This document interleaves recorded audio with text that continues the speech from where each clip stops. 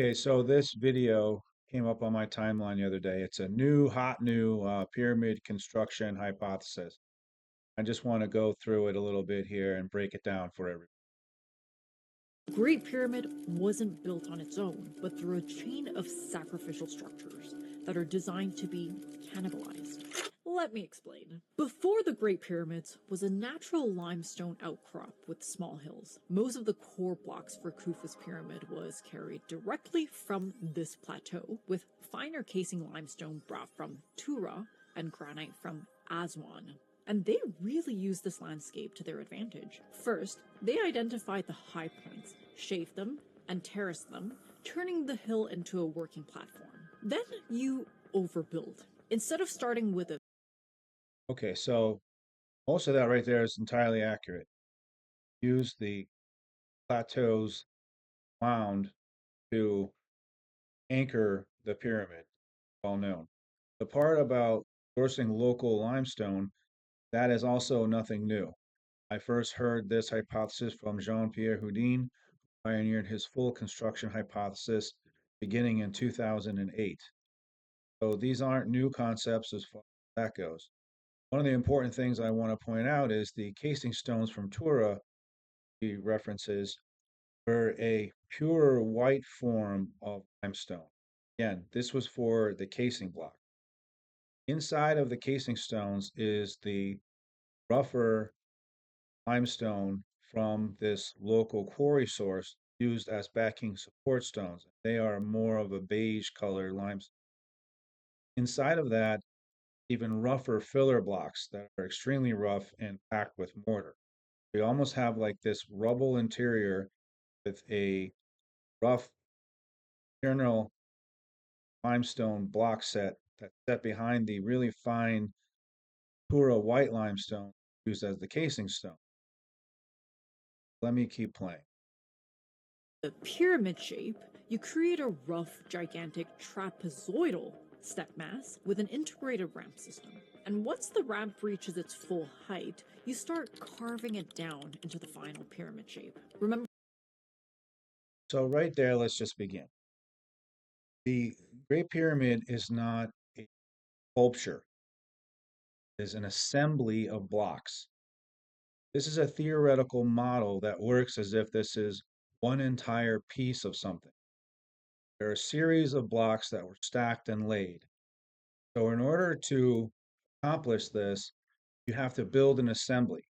So this is more of a theoretical model for a single block of something, statue that you're carving. In fact, the Great Pyramid and all pyramids are assemblies. the apex problem? Even the tiniest error at the base explode into huge deviations at the top. But if you work downward from a wide, stable platform, it's much easier to retain this precise angle. Okay, right here is where this hypothesis trips all over itself. As we mentioned, the casing stones were the fine white Tura limestone. If you're building this trapezoidal layer cake, you're going to work from the top down in order to achieve this angle. The fact of the matter is, you have to have the Tura limestones in an exact approximation of this angle to begin with, built within this layer cake. So you have to achieve the angle in itself as you're stacking it, or else when you start to carve down, then you're going to miss the Tura limestone casing stones, and you're going to have a misshapen or a uneven set of exterior looking blocks.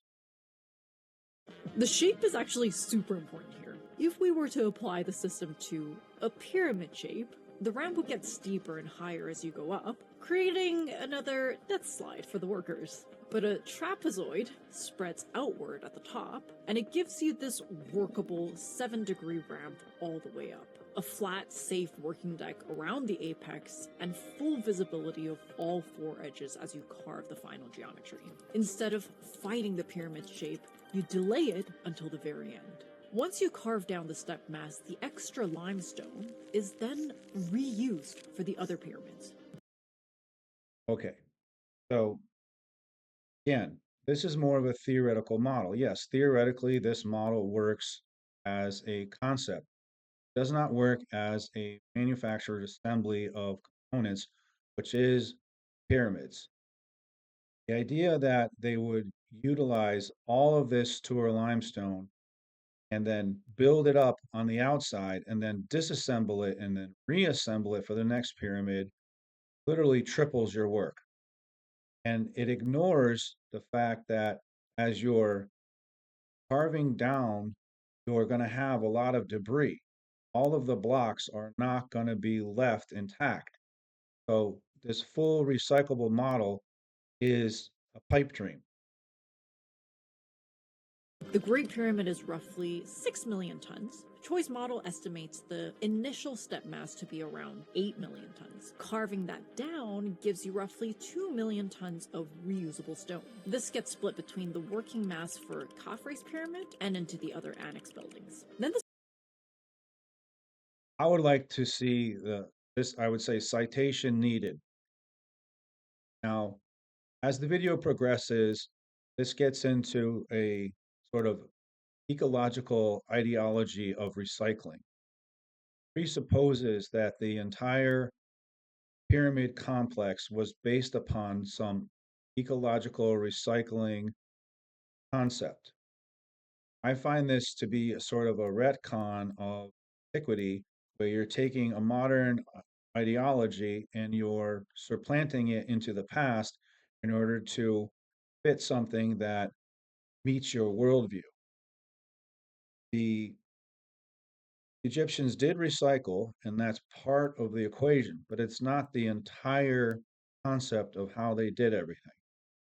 Now, I intentionally left out the fact that this theory completely ignores all the internal structures. It ignores the grand gallery. It ignores the internal cavities. It ignores the internal chambers. It ignores the portcullis chamber. It ignores the subterranean chamber. Again, this is a hypothetical theoretical model that works as a fancy little computer animated display that does not work in real time engineering, real time construction, or assembly of blocks. They're all different, that are different sources. This is as if you were presupposing the pyramid was a statue.